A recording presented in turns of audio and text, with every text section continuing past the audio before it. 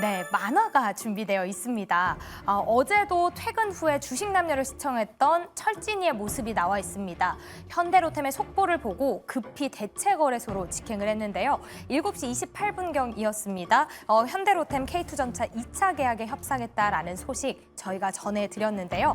철진이도 그 자리에서 바로 매수 버튼을 눌렀습니다. 어제 김민성 매니저의 경우에는 대체 거래소에서 안 빠진 게 다행이다라고 언급을 했었죠. 이미 반영된 이슈기 때문에 새로운 트리거가 필요하다, 새로운 주의를 외쳤었는데요. 이게 무슨 일일까요? 오늘 바로 마이너스 3.4% 파란불로 거래를 마쳤습니다. 현재 철진이는 혼란에 빠져 있는 상황인데요. 지금 어떤 선택을 해야 할까요? 선택형으로 4가지가 나와 있습니다. 많은 분들이 철진이와 같은 상황에 처해 계실 텐데요. 일단 1번에는 으이그 수익 날 때 팔았어야지라고 올라와 있습니다. 답답한 마음이 좀 표현이 되어 있고요. 2번에는 8조 8천억 원 사상 최대 규모 계약이기 때문에 조정은 기회다. 오히려 버티자라는 전략 나와 있습니다. 3번에는 일단 지금 손실 보더라도 팔고 내가 말하는 거 사라. 트레이딩 전략 가져가 보자라고 제시가 되어 있고요. 마지막에는 그냥 너는 주식 안 하는 게 낫겠다. 적금에 적금이라고 나와 있습니다. 과연 현대로템에 대한 전략 어떻게 세워주실까요? 한 가지만 꼽아주시면 되겠습니다. 첫 번째 주식 남녀의 선택, 지금 골라주시죠. 네, 매일경제TV 애청자분들께는 좀 익숙한 이름일 수도 있겠는데요. 누군가가 떠오르는 그 이름입니다. 자, 철진이라는 투자자가 지금 주인공으로 등장을 했고요. 어제 저희가 이 시간을 통해서 현대로템의 계약 소식을 전해드렸고 애프터마켓에서 움직이는 내용들을 계속해서 꾸준히 전해드렸습니다. 사실 속보가 전해지고 나서도 한 몇 분 동안은 주가가 그렇게 크게 움직이지 않았어요. 오히려 정규 시장보다 조금 더 낮은 데에서 출발하는 모습들도 보여줬는데 1%부터 시작해서 거의 7%까지 점점 더 올라가는 모습을 보여줬습니다. 자, 그때 팔았더라면 수익을 챙겼을 수 있는 이 철진이가 오늘장까지 계속해서 좀 들고 가는 모습을 보여주면서 결국은 마이너스 3%로 마감이 됐다. 자, 그래서 지금 어떤 선택을 하는 게 현명하겠냐라는 퀴즈가 준비가 됐고요. 객관식으로 지금 문제를 내드렸습니다. 자, 두 분께서 답을 적어주셨는데요. 한번 만나보도록 하겠습니다. 자, 이수리 대표님은 2번을 적어주셨습니다. 사상 최대 규모 계약이다. 조정은 기회가 될 것이다. 라고 적어주셨고요. 송률 매니저는 일단 지금 팔고 내가 말하는 거 사라. 라고 해서 3번을 들어주셨습니다. 자, 송률 매니저, 일단 지금 팔아야 되는 겁니까? 일단 너무 많이 올랐습니다. 현대로템뿐만이 아니라 지금 하나 에어로스페이스도 최근에 많이 올랐는데요. 고점에 있는 것들은 다시 한번 리레이팅이 돼야지 추가 상승이 가능하기 때문에 지금 시점에서는 어느 정도 우리가 수익 실현하고 일단은 한 템포 뒤로 가는 게 맞고요.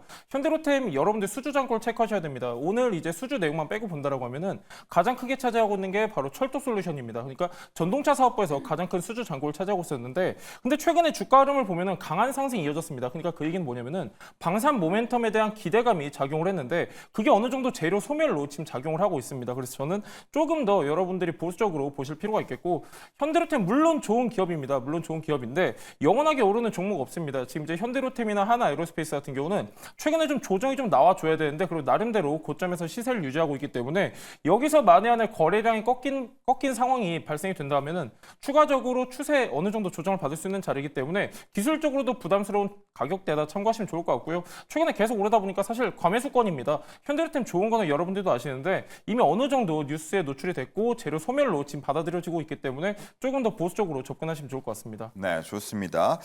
내가 말하는 거 사라에 대한 답은 아직 안 나왔는데 그거는 잠시 후에 이슬이 대표님 이야기 들어보고 한번 추가로 들어보도록 하고요. 자, 이슬이 대표님은 2번을 들어주셨습니다. 사상 최대 규모의 계약이다. 조정은 기회니까 버텨야 산다라고 적어주셨는데 현대로템이 1차, 이 어제 나왔던 게 이제 2차고요. 1차, 2차 물량은 같은데 금액이 많이 올랐단 말이죠. 그리고 남은 물량들도 지금 있는 상태이기 때문에 기대를 더하는 것 같습니다.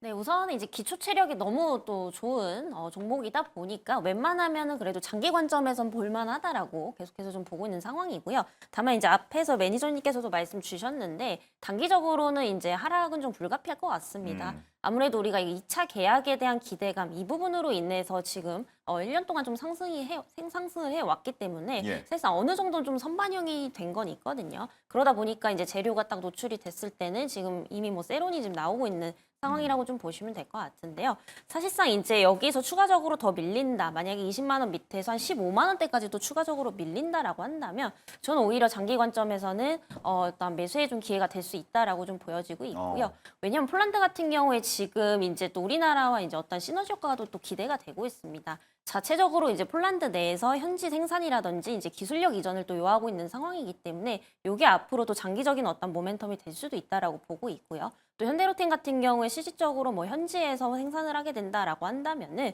그만큼 이제 원가에 대한 경쟁력이 생길 수밖에 없습니다. 뭐 앞으로도 이제 수익성이 지금보다 훨씬 더 강화될 수밖에 없다라고 좀 판단이 되고 있고요. 그리고 여러분들이 이제 현대로템 하면은 뭐 다 아시겠지만은 사실상 방산만 하는 건 또 아니거든요. 뭐 철도라든지 이런 인프라 사업도 계속해서 좀 하고 있는 상황이라고 좀 보시면 될 것 같은데요. 이 얘기는 뭐냐면은 전쟁이 어느 정도 누그러지게 되고 러시아 우크라이나에 대한 전쟁이 완전히 지금 종전이 된다라고 한다면 다시 한번 또 건설기계 관련주로서 어떠한 그런 재건 관련주로서 또 한번 상승이 좀 나올 수도 있다라고 보고 있고요. 또 현대로템 하면은 한 가지 유명한 테마가 있습니다. 예전에 이제 또 남북 경협주로서도 역할을 했었기 때문에 꼭 방산 모멘텀으로만 볼 것은 아니다. 이 중에 세 가지 하나만 터지더라도 수급순환매가 돌면서 한번 시세 좀 크게 줄 가능성이 높기 때문에 오히려 이제 추가 조정을 좀 두려워하시기보다는 매수기로 한번 삼아보자라는 말씀 드리겠습니다. 예, 뭐 종목에 대한 질문은 아닌데요. 이전에 만약에 어제와 같은 그런 속보가 전해졌다고 하면 사실 다음 날 뭐 호가서부터 해가지고 반영이 돼서 장 초반 오전장에서 많이 주가들이 움직였을 텐데 지금은 오후 8시까지 애프터마켓이 열려 있고 해당되는 종목들은 거래가 활발하게 되다 보니까 애프터마켓에서 어찌 보면은 이전에 장 초반 오전장 뭐 9시 개장과 동시에 나타나던 흐름들이 반영이 되고 실제로 다음 날은 좀 다르게 출발하는 경우들이 많은 것 같아서 이런 좀 애프터마켓에서 활용도 이런 측면은 어떻게 보고 계신지도 궁금해요. 일단 애프터마켓은 저는 조금 참고 정도만 우선은 조금 해주시면 좋을 것 같고요. 아무래도 이제 본장에서의 거래량이라든지 수급적인 부분들이 진짜라고 좀 생각을 하고 있고 영향력도 더 확대가 될 수 있는 부분들이기 때문에 웬만하면은 이제 본장에서 좀 매매를 하시는 게 좀 좋지 않을까라는 말씀 좀 드리겠고요. 물론 이제 대체 거래소가 저는 이제 시세 참고용으로는 굉장히 좋다라고 봅니다. 네. 어쨌든 지금 이제 우리의 투자 심리를 밤까지 저녁까지 또 볼 수 있다라는 점을 본다면 시세에 대해서 좀 참고를 해볼 수가 있다라고 좀 보여지고 있고요. 특히나 현대로템 같은 경우에 지금 어쨌든 오후장에서도 계속해서 좀 빠지고 있는 흐름들을 봤을 때 이 추세가 좀 이어진다라고 한다면은 이제 내일도 본장에서 아마 추가적인 좀 하락이 있지 않을까라고 좀 보고 있습니다. 네. 그래서 결국 여기서 추가적인 어떤 투매 물량은 좀 더 나올 수 있다라고 좀 보고 있고요. 이에 따라서 단기 관점에서 나는 접근을 하시는 분들은 지금은 조금 관망을 하시는 게 맞고 아까 말씀드렸다시피 좀 길게 보실 수 있는 분들에게는 오히려 이런 투매에 대한 어떤 부분들을 좀 기회로 삼아보자라는 말씀 드리겠습니다. 네. 자, 송일 매저님, 철진 투자자에게 지금 현대로템 팔고 내가 말하는 거 사라라는 답을 들어주셨는데 내가 말하는 거 뭡니까? 일단 철진 씨가 고장난 게 뉴스를 보고 샀어요. 그러니까 뒤늦게 샀거든요. 그러니까 상당히 좀 위험한 포지션이다 말씀드리고 싶고요. 지금 사야 되는 게 뭐냐? 방산주를 사고 싶으면 약간 최근에 조정받고 있는 거 체크하시면 좋습니다.